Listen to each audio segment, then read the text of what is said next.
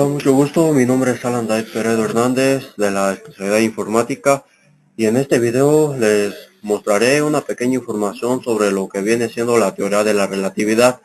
La teoría de la relatividad fue fundamentalmente elaborada por Albert Einstein y pretendía originalmente explicar ciertas anomalías en el concepto de movimiento relativo, pero en su evolución se ha convertido en una de las teorías más importantes en las ciencias físicas y ha sido la base para que los físicos demostraran la unidad esencial de la materia y la energía, el espacio y el tiempo, y la equivalencia entre las fuerzas de la gravitación y los efectos de la aceleración de un sistema. La teoría de la relatividad, tal como la desarrolló Einstein, tuvo dos formulaciones diferentes. La primera es la que corresponde a dos trabajos publicados en 1906 y es conocida como la teoría de la relatividad especial, y se ocupa de sistemas que se mueven uno respecto del otro con velocidad constante, pudiendo ser igual incluso a cero. La segunda, llamada teoría de la relatividad general, se ocupa de sistemas que se mueven a velocidad variable. A continuación pasaremos a definir cada una de estas teorías. Empezaremos por la teoría de la relatividad especial. Los postulados de la relatividad especial son dos. El primero afirma que todo movimiento es relativo a cualquier otra cosa y por lo tanto el éter, que se había considerado durante todo el siglo XIX como un medio propagador de la luz y como la única cosa absolutamente firme del universo, con movimiento absoluto y no determinable, quedaba fuera de lugar en la física, que no necesitaba de un concepto semejante. El segundo postulado afirmaba que la velocidad de la luz es siempre constante con respecto a cualquier observador. De sus premisas teóricas obtuvo una serie de ecuaciones que tuvieron consecuencias importantes e incluso algunas desconcertantes, como el aumento de la masa con la velocidad. Esto nos dice que mientras más rápido vayamos, la masa va a ir aumentando, según la conocida fórmula E igual a m por c al cuadrado, en la que c es la velocidad de la luz y la E representa la energía obtenible por un cuerpo de masa cuando toda su masa sea convertida en energía. Dicha equivalencia entre masa y energía fue determinada en el laboratorio de Einstein en 1932 y dio lugar a impresionantes aplicaciones concretas en el campo de la física. Los aceleradores de partículas, donde se obtiene un incremento de masa, son un claro ejemplo de la teoría de la relatividad especial. La teoría también establece que en un sistema en movimiento con respecto a un observador se verifica una dilatación del tiempo. Esto es ilustrado claramente por el famoso ejemplo o paradoja de los gemelos, en la cual nos dice que imaginemos a dos gemelos de 20 años y que uno permaneciera en la Tierra y el otro partiera en una astronave tan veloz como la velocidad de la luz hacia una meta distante o un punto apartado del universo a 30 años luz de la Tierra.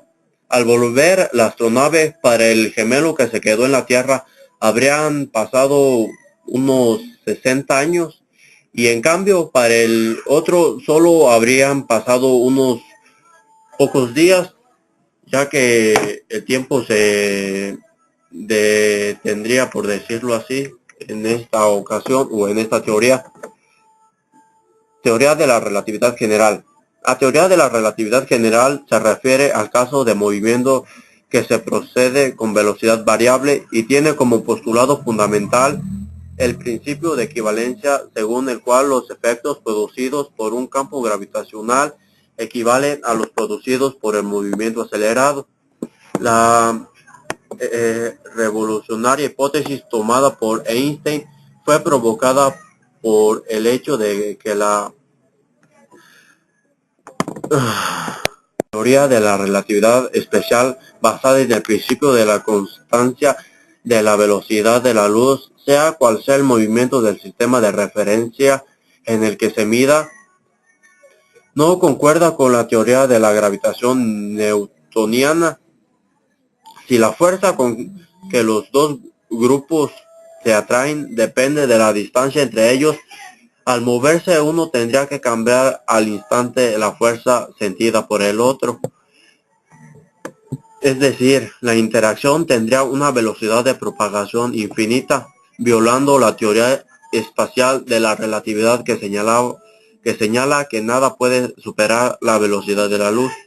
Tras varios intentos fallidos de acomodar la interacción gravitatoria con la relatividad, Einstein sugirió de que gravedad no es una fuerza como las otras, sino que una consecuencia de que el espacio-tiempo se encuentra deformado por la presencia de masa.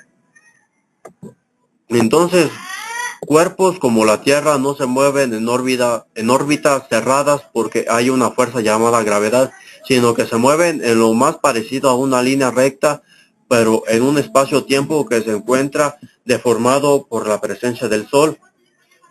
Los cálculos de la relatividad general se realizan en un espacio-tiempo de 4 dimensiones, 3 espaciales y una temporal. Supuestamente era lo que afirmaba Einstein, adoptado ya en la teoría de la relatividad restringida al tener que abandonar el concepto de simultaneidad.